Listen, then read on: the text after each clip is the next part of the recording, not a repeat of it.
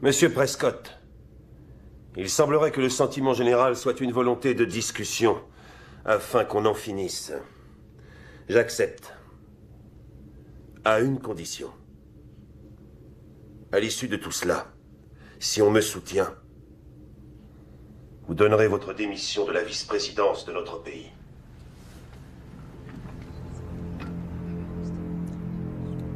Très bien, Monsieur le Président. J'accepte.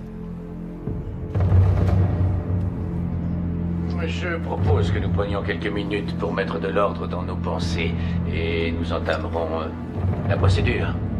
Ne jouez pas sur les mots, monsieur le secrétaire. Dites plutôt le procès de David Palmer.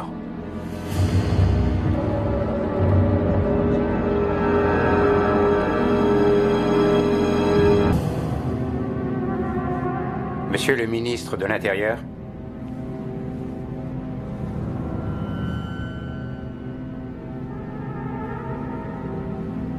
Non.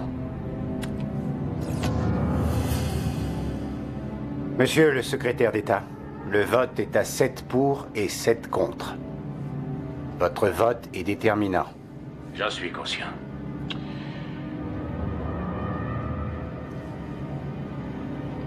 Je n'avais jamais rencontré un homme que j'ai respecté comme je vous respecte, Monsieur le Président. Jamais.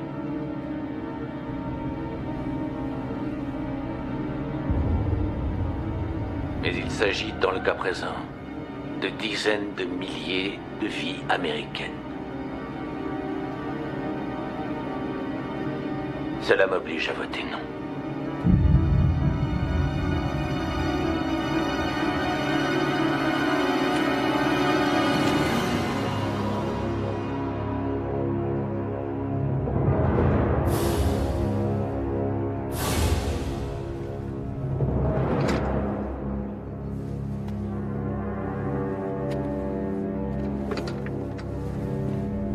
Monsieur le Président, vous voyez les résultats.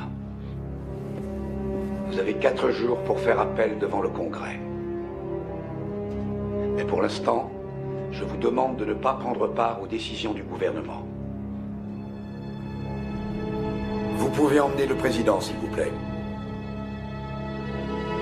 Si je disparais, vous allez devoir tenir les rênes. Monsieur le Président, je suis sûr que ça n'arrivera pas. Charles, vous êtes le vice-président. Le pays va compter sur vous.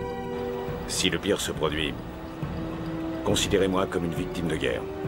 Ne perdez pas de temps. Reprenez le flambeau et allez de l'avant. Oui, Monsieur le Président.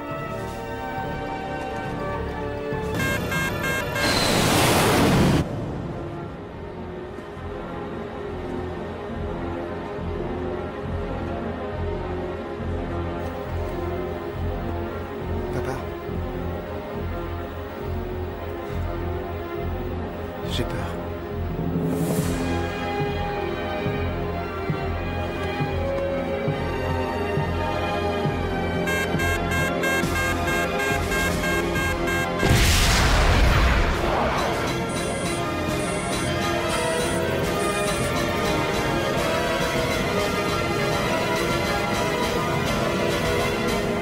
C'est pas vrai.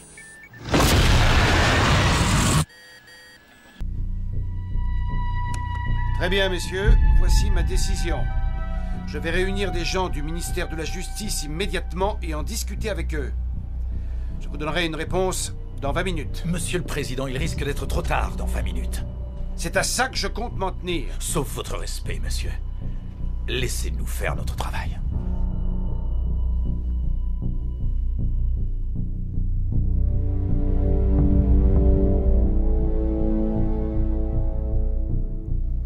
Je vous rappelle aussi vite que possible. Le vice-président invoque cet amendement parce que je l'ai empêché de lancer une attaque nucléaire contre le Moyen-Orient. Mais ce vote ne devrait pas être politique. Selon la Constitution, vous devez juger et décider si je suis capable de m'acquitter des fonctions qui incombent à ma charge. Eh bien, comme vous le voyez et comme vient de vous le dire mon médecin, je suis en totale possession de mes facultés.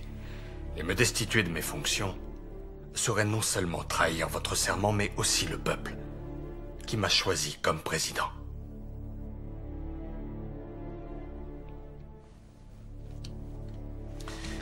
Monsieur le vice-président? Mesdames et messieurs les ministres, le 25e amendement est délibérément flou quant à la manière de juger si le président est apte à assumer ses fonctions. Il permet plusieurs interprétations. C'est pourquoi il s'agit beaucoup tout de même des choix politiques du président et de ses actes. Je vous rappelle les faits.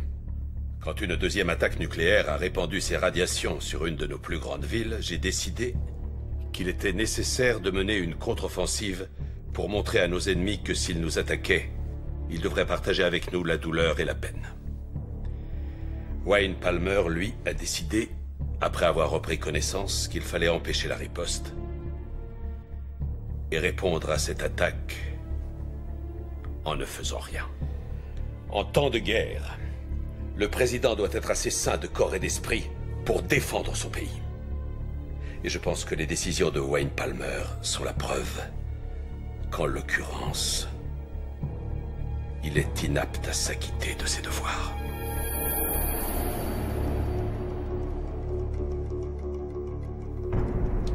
Bon, ne perdons pas trop de temps. S'il n'y a pas d'objection, je voudrais suspendre la séance. Nous nous retrouverons pour voter dans 10 minutes.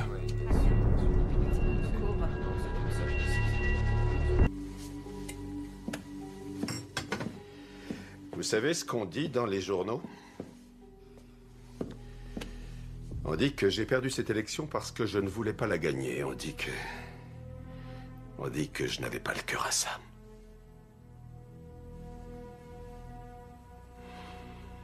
Qu'en pensez-vous? Ce que j'en pense. C'est un avis que vous partagez? Je doute beaucoup qu'il existe une réponse simple à cette question. Vous avez raison.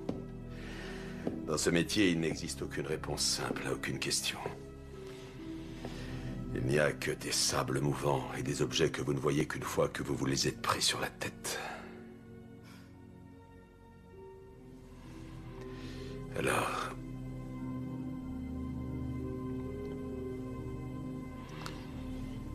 soyez prudente, Madame la Présidente.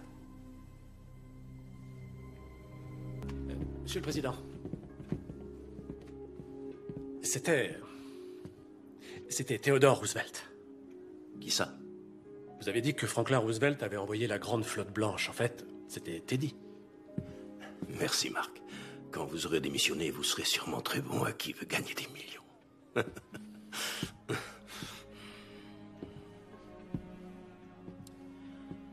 Ne vous en faites pas pour moi, Marc. C'est un ordre. Entendu.